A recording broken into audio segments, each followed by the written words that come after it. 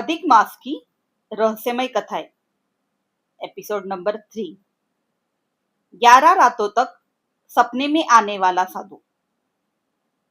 अधिक मास केवल पूजा और व्रत का समय नहीं माना जाता, बल्कि कहा जाता है कि इस पवित्र महीने में कई भक्तों को दिव्य संकेत भी मिलते हैं। और वर्षों पहले शिवपुर गांव की एक स्त्री के साथ कुछ ऐसा ही हुआ, जिसने पूरे गांव को आश्चर्य में डाल दिया। पहली रात उसे लगा कि ये सिर्फ सपना है, लेकिन जब वही साधु लगातार 11 रातों तक दिखाई देने लगा, तब उसे समझ में आ गया कि ये कोई साधारण सपना नहीं है। गंगा नदी के किनारे बसे शिवपुर गांव में एक गरीब विधवा स्त्री रहती थी। उसका नाम था कमला। उसका एक छोटा बेटा था, मोहन। पति की मृत्यु के बाद कमला का जीवन पूरी तरह से बदल चुका था। घर की टूटी हुई दीवारें, रसोई में खाली बर्तन और हर रात आंसू, आंखों में आंसू। लेकिन इतनी तकलीफों के बाद भी कमला ने भगवान का नाम लेना नहीं छोड़ा।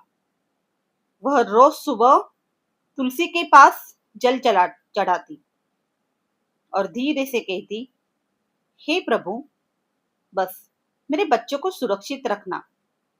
मोहन अक्सर बीमार रहता था, कभी तेज बुखार तो कभी अचानक कमजोरी। गांव के वैद्य भी अब जवाब देने लगे थे। धीरे धीरे कमला विश्वास टूटने लगा था। लेकिन फिर अधिक मास शुरू हुआ। उस रात पूरा गांव ठंडी हवाओं में घिरा हुआ था। आसमान में बादल थे और दूर मंदिर में घंटियों की हल्की सी आवाज आ रही थी। कमला मोहन को सुलाकर खुद भी सो गई। लेकिन आधी रात में उसे एक अजीब सपना दिखाई दिया। उसने देखा घना नीला धुआं, ठंडी हवा और उसके बीच सफेद वस्त्र पहने एक दिव्य साधु खड़े थे। उनकी आंखों में अजब चमक थी और वो धीरे से बोले, तुलसी के पास दीपक जलाओ। बस इतना कहकर वो धुएं में गायब हो गए। कमला डरकर उठ बैठी। उसका पूरा शरीर कांप रहा था और तभी उसे लगा जैसे घर के बाहर किसी ने धीरे से बांसुरी बजाई हो। अगली रात कमला ने सोचा, शायद सिर्फ सपना ही। लेकिन उस रात फिर वही साधु दिखाई दिए। इस बार उन्होंने कहा, श्रद्धा बूझने मत देना। अब कमला डरने लगी थी, क्योंकि इस बार सपने के बाद तुलसी के पास रखा दीपक अपने आप जलता हुआ मिला, जबकि उसने रात में दीपक जलाया ही नहीं था।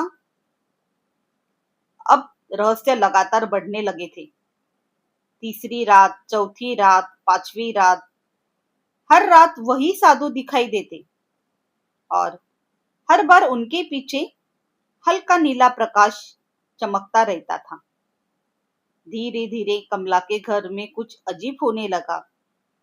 रात में अपने आप चंदन की सुगंध फैलने लगी। तुलसी के पास रखा दीपक तेज हवा के बाद भी नहीं बुझता। और सबसे रहस्यमयी बात, हर रात ठीक 12 बजे के बाद घर के बाहर बांसुरी की आवाज सुनाई देती थी। मोहन डरकर मां से लिपट जाता। वो कांपती आवाज में पूछता, माँ, बाहर कौन है? लेकिन कमला के पास तो कोई भी जवाब नहीं था। कुछ दिनों बाद पड़ोसियों ने भी कहना शुरू कर दिया, रात में तुम्हारे घर बाहर कोई सफेद वस्त्र वाला व्यक्ति दिखाई देता है। एक बूढ़ी औरत ने कहा, मैंने अपनी आंखों से देखा। वो साधु तुलसी के पास खड़े थे। अब पूरा गांव कमला के घर की बातें करने लगा। कुछ लोग डरने लगे तो कुछ दिव्य संकेत मानने लगे। लगातार 10 दिनों तक वही सपना देखने बाद कमला मानसिक रूप से थक चुकी थी। उधर मोहन की तबीयत भी खराब होने लगी थी। घर में खाने तक के पैसे बचे नहीं थे। एक रात कमला रोते हुए तुलसी के पास बैठ गई। उसकी आंखों से आंसू बह रहे थे। वो बोली, अगर ये संकेत है तो मुझे समझाइए प्रभु। अब मैं और नहीं सह सकती। तेज हवा चलने लगी। दीपक की लौ कांपने लगी। और तभी दूर से फिर वही बांसुरी सुनाई दी। अधिक मास की वो 11वीं रात थी।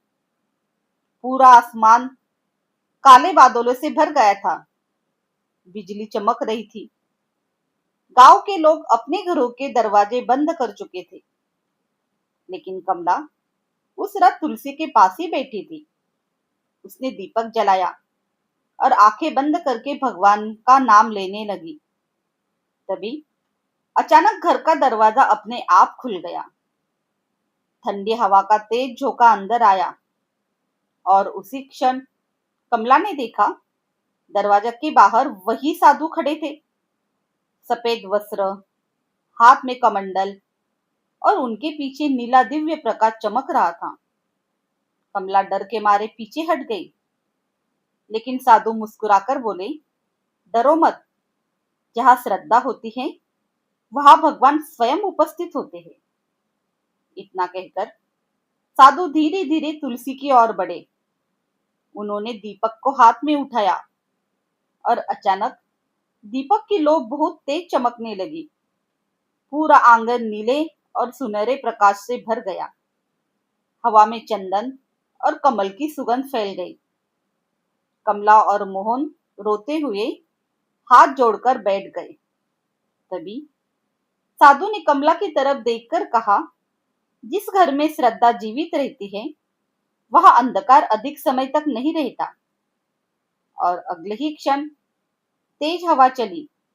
दीपक की लौ सामान्य हो गई और जब कमला ने ऊपर देखा तो वहां कोई नहीं था। सिर्फ तुलसी के पास पड़ा था एक मोरपंख। अगली सुबह से कमला के जीवन में बदलाव शुरू हो गया। मोहन की बीमारी कम होने लगी।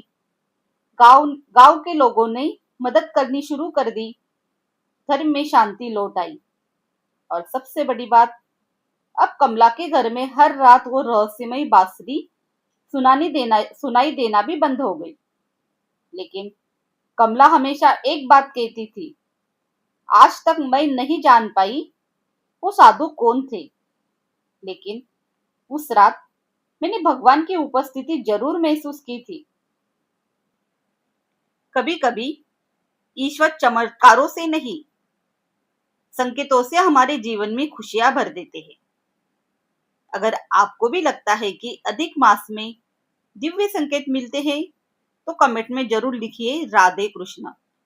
और ऐसे ही रहस्यमय कथाएं सुनने के लिए हमारे साथ जुड़े रहिए, क्योंकि अगली कथा में बिना तेल का दीपक पूरी रात जलने वाला है।